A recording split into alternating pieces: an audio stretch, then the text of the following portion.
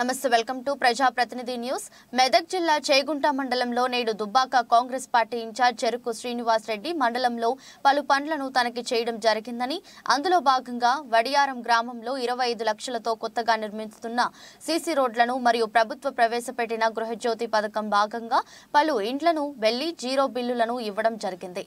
ఈ కార్యక్రమంలో మండల అధ్యక్షులు వడ్ల నవీన్ కుమార్, ఉపాధ్యక్షులు మాసాయిపేట శ్రీనివాస్, జనరల్ సెక్రటరీ మేజామిల్ రాంపూర్, మాజీ సర్పంచ్ కాషాబోయిన భాస్కర్, దుబ్బాక యూత్ అధ్యక్షులు సాయి కుమార్ గౌడ్, ఓబీసీ అధ్యక్షులు ఆంజనేయులు, ఎస్సీ అధ్యక్షులు స్టాలిన్, నరసింహులు, ఎస్టీ నాయకులు ఫకీర్ నాయక్, యువ నాయకులు సండ్రుగు శ్రీకాంత్, భూమా లింగ గౌడ్, రాజా గౌడ్, సాయి రాజు తదితరులు పాల్గొన్నారు.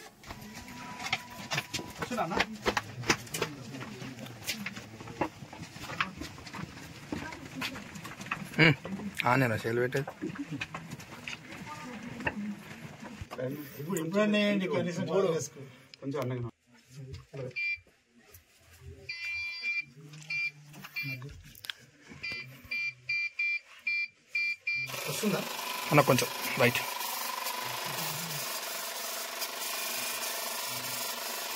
కొంచెం బ్యాక్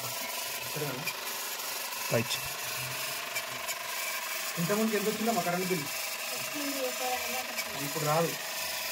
200 యూనిట్ల దాకా కరెంటు కాల్చినా కానీ జీరో బిల్ వస్తుంది మనకి.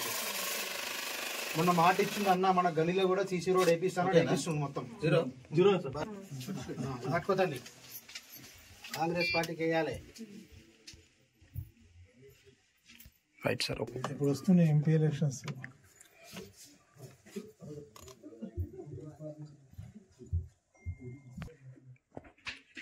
Right sir. ఇక్కడ కూడా గ్రామ పంచాయతీ నిర్మాణంలో గత ఎన్నికల్లో కాంగ్రెస్ పార్టీ ఏదైతే 6 హామీల భాగంగా డిసెంబర్ నెలలోనే 2 హామీలు అమలు చేసినాము.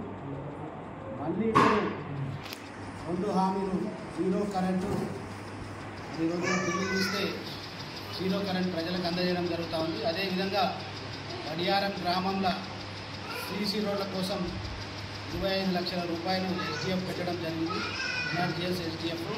అదే కాకుండా 5 లక్షల రూపాయలు ఆదాయ అభివృద్ధి కూడా ఇవ్వడం జరిగింది.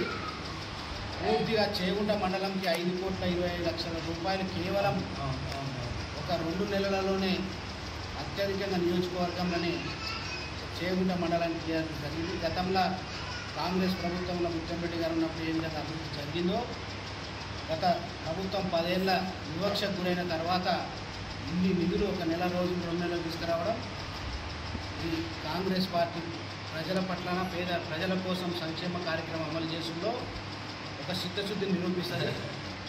ఖచ్చితంగా దుబ్బాక నియోజకవర్గాన్ని అభివృద్ధి చేస్తాం. గ్రామీణ ప్రాంతంలో